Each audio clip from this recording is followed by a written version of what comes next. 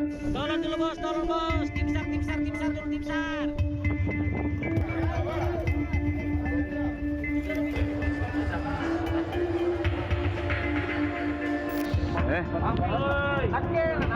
Tragedi di atas laut kembali terjadi.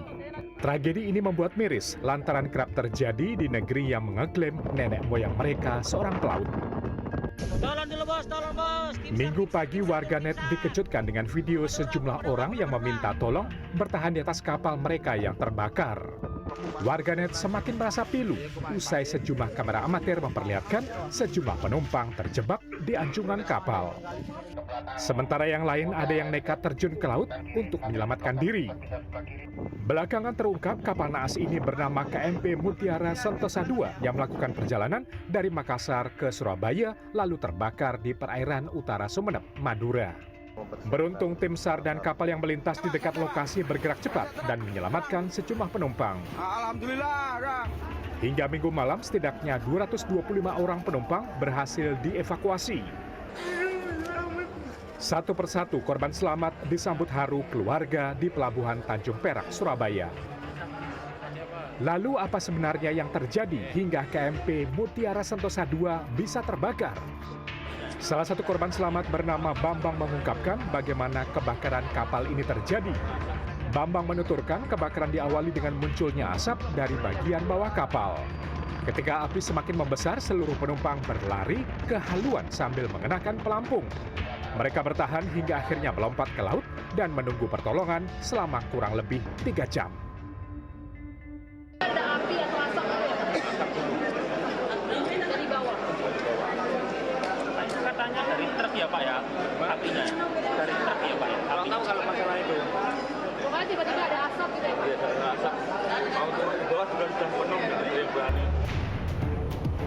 Sementara penumpang lain bernama Indi Ranti yang sedang dalam perjalanan berlibur bersama suami dan anaknya menuturkan ia terpaksa nekat melompat ke laut karena api semakin membesar.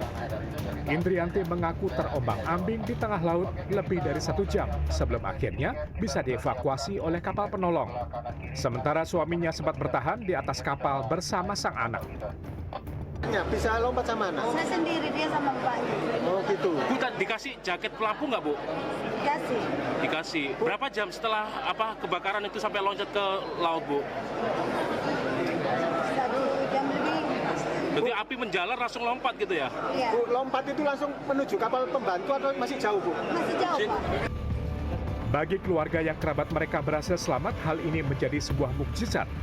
Namun bagi sebagian korban lain yang masih belum ditemukan, mereka harus menanti dengan harap cemas. Dan tragisnya, sebagian keluarga korban mengaku kerabat mereka tidak tercatat dalam manifest atau daftar penumpang. Salah satunya dialami Fauzi yang mencari keberadaan kakaknya bernama Rismanto yang menjadi penumpang KMP Mutiara Sentosa II.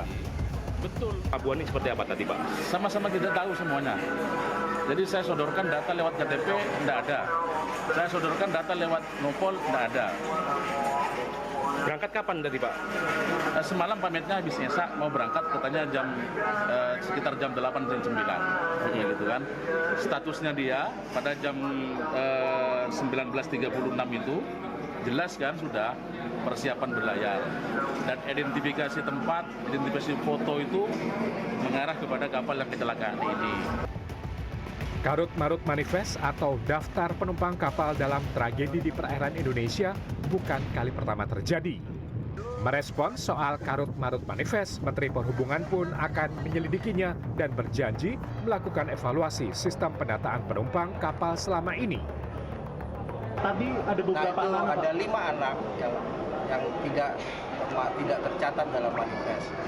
Jadi mungkin hanya dicantumkan anak ini yang akan menjadi evaluasi kami juga kenapa tidak tercatat di dalam manifest. Mestinya kan setiap penumpang yang ada di dalam kapal semua harus dicatat. Ini kaitannya dengan hak mereka kalau bisa terjadi apa-apa. Kemudian juga penyiapan life jacket dan segala macam itu juga.